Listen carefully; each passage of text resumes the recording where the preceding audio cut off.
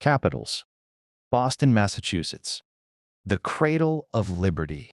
At the top of Beacon Hill, the golden dome of the Massachusetts State House rises above Boston Common. From there, the city slopes toward a harbor that has carried fishing boats, merchant ships, warships, ferries, and generations of newcomers. Old church steeples stand near glass towers. Brick streets meet modern avenues. Few American capitals hold so much history within such a small area. Boston is not simply the seat of Massachusetts government. It is a city where important chapters of the American story can still be seen, walked, and remembered. Long before the English settlement, the Massachusetts people knew the peninsula as Shawmut, a place valued for its fresh water, fishing grounds, hills, coves, and access to the harbor. By the time John Winthrop's Puritan fleet arrived in 1630, an English clergyman named William Blackstone was already living there.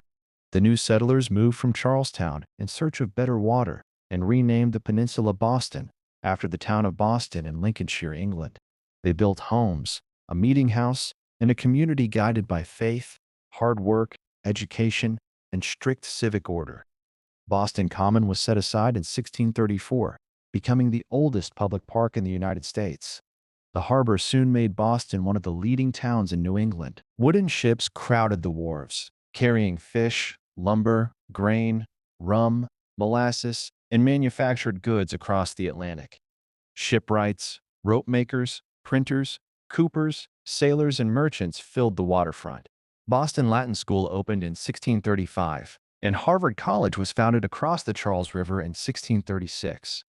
These institutions reflected the Puritan belief that education mattered to both church and community. Newspapers and pamphlets gave Boston a strong public voice. Faneuil Hall, completed in 1742 as a market and meeting place, became one of the city's best-known gathering halls.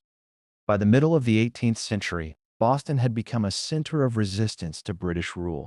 After the French and Indian War, Parliament passed new taxes and strengthened customs enforcement in the colonies. Bostonians protested the Stamp Act, gathered beneath the Liberty Tree, and listened to leaders such as Samuel Adams and James Otis. Tensions increased when British soldiers were stationed in town.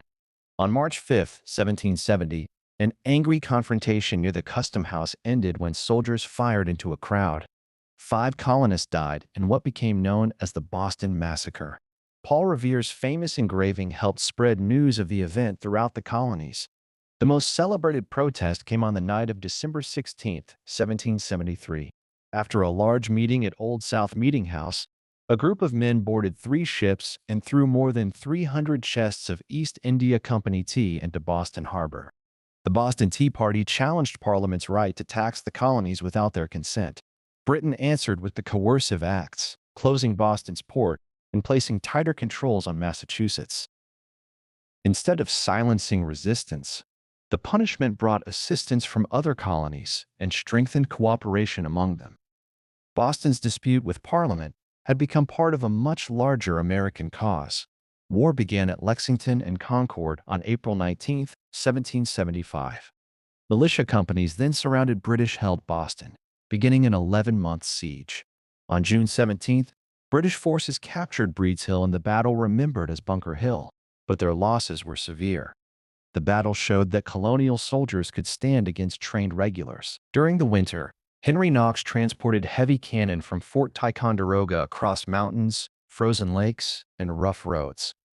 In March 1776, George Washington's army placed the cannon on Dorchester Heights, overlooking Boston and the harbor.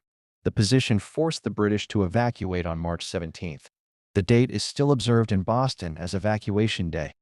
After independence, Boston took on a new role as the capital of a self-governing commonwealth. Massachusetts adopted its constitution in 1780, with John Adams serving as its principal author. That constitution remains in effect today.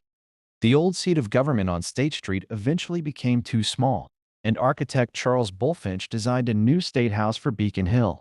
Samuel Adams laid the cornerstone in 1795, and the building opened in 1798 on land once owned by John Hancock. Paul Revere's company covered the wooden dome with copper in 1802. The familiar gold covering came later, turning the dome into one of the most recognizable symbols in New England. Boston changed dramatically during the 19th century. Engineers cut down portions of the original hills and filled tidal flats to create new land. The Back Bay, once covered by water at high tide, became a neighborhood of broad streets and handsome brownstone homes. Railroads connected Boston with the interior of Massachusetts and the rest of the nation. Banks, factories, publishing houses, and shipping firms expanded the economy. The city also became a center of American writing and learning. Ralph Waldo Emerson, Henry Wadsworth Longfellow, Nathaniel Hawthorne, Oliver Wendell Holmes, and other authors helped give the region a lasting place in American literature. Immigration brought new energy to the capital. During and after Ireland's Great Famine in the 1840s, thousands of Irish families arrived in Boston. Many began with difficult jobs on the docks, railroads, streets, and construction crews, but they built strong neighborhoods, churches, businesses, and civic organizations. Later arrivals from Italy, Eastern Europe, Canada, and other parts of the world added their own traditions. The North End, South Boston, East Boston, Roxbury, and Dorchester grew into distinct communities. Markets, bakeries, parish churches, social clubs, and family businesses gave Boston much of the character it retains today. The city continued to modernize. The Boston Public Library grew into one of the nation's great public libraries. Institutions such as Massachusetts General Hospital, the Museum of Fine Arts, and the city's many colleges connected Boston with advances in medicine, science, art, and education. In 1897, the Tremont Street subway opened beneath downtown, becoming the first subway tunnel in the United States. During the 20th century, highways, tunnels, airports, and new buildings changed the city again. The Charlestown Navy Yard served the nation through 2 world wars, while Boston's universities and hospitals helped shape a new economy based on research, medicine, finance, and technology. Boston preserves its history without standing still. The Freedom Trail begins at Boston Common and passes the Massachusetts State House, Park Street Church, Granary Burying Ground, Old South Meeting House, the Old State House, Faneuil Hall, Paul Revere's House, Old North Church, and the Bunker Hill Monument. The red brick path allows visitors to follow the revolution through the streets where it happened. Nearby, restored wharves face a working harbor, and modern neighborhoods stand on land that earlier Bostonians created from tidal flats. The past is never far away, but it remains part of a living capital. The State House dome still shines above Beacon Hill as ferries cross the harbor and trains move beneath the streets. From the Puritan settlement of 1630 to the Revolution, from the growth of the port to the arrival of new generations, Boston has repeatedly changed while holding tightly to its history. Its buildings and monuments tell stories of courage, sacrifice, invention, faith, learning, and determination. Boston earned the name Cradle of Liberty because events here helped move 13 colonies toward independence.